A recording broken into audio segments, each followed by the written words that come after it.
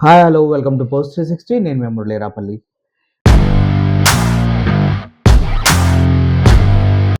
మనకి ఏబిఎన్ రాధాకృష్ణ గారు విజయసాయి రెడ్డి పైన సవాల్ విసరటం మనందరికీ తెలిసిన విషయం. ఎందుకంటే నీకు దమ్ముంటే నిజంగా సత్తా ఉంటే ఏబిఎన్‌లో డిబేట్‌కి సిద్ధం అవ్వు అంటూ రాధాకృష్ణ గారు విజయసాయి రెడ్డికి సవాల్ విసిరారు. అయితే ఐక్యరాజ్య సమితిలో మీటింగ్స్ అవన్నీ అటెండ్ అవుతున్నటువంటి విజయసాయి రెడ్డి సకాలంలో స్పందించలేకపోగా నిన్న ఒక బహిరంగంగా లేఖ రాయటం జరిగింది. అది సోషల్ మీడియా వేదికగా. అందుట్లో రాధాకృష్ణ గారికి విజయసాయి రెడ్డి గారు గట్టిగా సవాల్ విసిరారు. అది ఏ రేంజ్‌లో విసిరారంటే, "నీ తొక్కలో టీవీ ఛానల్‌కి నేను రావాలా? నేషనల్ మీడియా ముందుకొచ్చి దమ్ముంటే కూర్చో అందరిని పిలుద్దాం" అన్నట్టుగా ఆయన ఆ లేఖలో పేర్కోవడం జరిగింది. అయితే ఆ లేఖ ఏంటి? ఏం రాశారనేది ఇప్పుడు మీకు చదివి వినిపిస్తాను. విజయసాయి రెడ్డి గారు బహిరంగ లేఖ ఏంటంటే, రాధాకృష్ణ బహిరంగ చర్చకు నేను రెడీ. నీ ఛాలెంజ్ స్వీకరిస్తున్నా. ఫేస్ టు ఫేస్ కౌంటర్‌కు నేను రెడీ. సిద్ధంగా ఉన్నా. నువ్వు సిద్ధమా? అయినా నీ పక్షపాత టీవీ ఛానల్ 'ఆంధ్రజ్యోతి'కి నేను రావాలా? ఎంత మాటన్నారు. పక్షపాత టీవీ ఛానల్ అంటే ఓన్లీ చంద్రబాబు నాయుడు గారిని మోసేటువంటి నీ ఛానల్‌కి నేను రావాలా? ఛానల్ మొత్తాన్ని చీప్ చేసి పడేశారు ఒక్క మాటతోటి. ఢిల్లీలో ఎన్‌జీఓస్, మేధావులు, జర్నలిస్టులు అన్ని టీవీ ఛానల్స్ అందరిని ఆహ్వానించి ప్రజావేదిక మీద విశ్రాంత న్యాయమూర్తుల సమక్షంలో చర్చించుకుందాం. విశ్రాంత న్యాయమూర్తులంటే ఎవరైతే రిటైర్డ్ జడ్జెస్ ఉన్నారో వాళ్ళందరి ముందు చర్చించుకుందాం. నువ్వు రెడీయా? అంటూ ప్రొఫెషనల్‌గా చేసినట్టు ఉంది. ఎందుకంటే నీ ఛానల్‌లో నేను చేసింది తొక్క ఇంతమంది ఉన్నారు. ఢిల్లీలో ఎన్‌జీఓసు, న్యాయమూర్తులు, మీడియా అందరి ముందు నేషనల్ మీడియా ముందు మాట్లాడుకుందామా దమ్ముంటే అంటూ ఆయన సవాల్ చేయటం జరిగింది. ఓకే. నేను ఐక్యరాజ్య సమితి నుంచి తిరిగి వచ్చిన తర్వాత ఎప్పుడైనా రెడీ. ఎవరి చిత్తశుద్ధి ఏంటో తేల్చుకుందాం. తగ్గేదేలే, భయపడేదేలే. అల్లు అర్జున్ డైలాగులు వైసీపీ వాళ్ళకి ఈ మధ్య చాలా స్టైల్ అయిపోయినాయి. ఎందుకంటే పవన్ కళ్యాణ్‌కి వ్యతిరేకంగా గతంలో అల్లు అర్జున్ వాళ్ళ ఫ్రెండ్‌ని కలవటానికెళ్లారు. అప్పటినుంచి అతను వైసీపీ క్యాండిడేట్ అవ్వడం వల్లో ఏమో తెలియదు. అల్లు అర్జున్ డైలాగ్స్‌ని అల్లు అర్జున్‌ని వైసీపీ క్యాడర్ మొత్తం ఓన్ చేసుకొనుంది. ఇప్పుడు గూడా విజయసాయి రెడ్డి గూడా తగ్గేదేలే అని చెప్తాం అనేది భయపడేదేలే అని చెప్పడంలో ఆ స్టైలే కనిపిస్తుంది.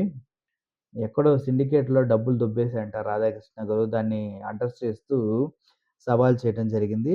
గత 5 ఏళ్లలో మద్యం, ఖనిజ సిండికేట్, బ్రోకర్‌లు, మిగతా ఇతరితర డీల్స్‌లో మీ బాస్ పేరు చెప్పి వసూలు చేసిందా అంటే చంద్రబాబు నాయుడు గారు పేరు చెప్పి ఈయన వసూలు చేసిన డబ్బులు. ఎందుకంటే మీడియా ఉంటది కాబట్టి, నువ్వు గనక అది నాకింత డబ్బు ఇవ్వకపోతే నువ్వు చేసిన సిండికేట్ నేను బయట పెట్టేస్తా అని బ్లాక్‌మెయిల్ చేసి కలెక్ట్ చేసిన డబ్బనమాట అది.